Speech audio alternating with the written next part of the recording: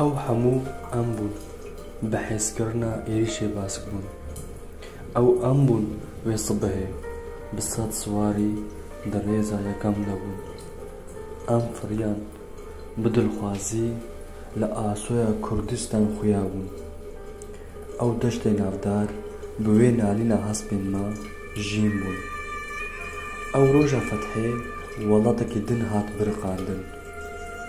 Cihê ku me ji ber wê can dida hat xuyakirin. Ew feleketeke gulrûbar bû ku her gulî yek ciwan lale bû. Em ketin li nav singê serkeftinê, em xapandin wê pevgihînê. Me xatir ji cîhanê xwest, em bi tevahî hatin avêtin. Ev bazdana me ya dawîna bila bi sed sala werê zanîn. Yek bi yek em ber bi azman ve divebin. Ev wê bibe ya dawîn. Em li ser rêya Xwedê bi milyaketan re tevlî hebûn. Em hemû di deriyê ezmanên bihuştî de çargavî derbas bûn. Me bav û kalên xwe ji nişka ve ji nêz ve dîtin. Em niha li bexçeyekî bi şehîdan rena.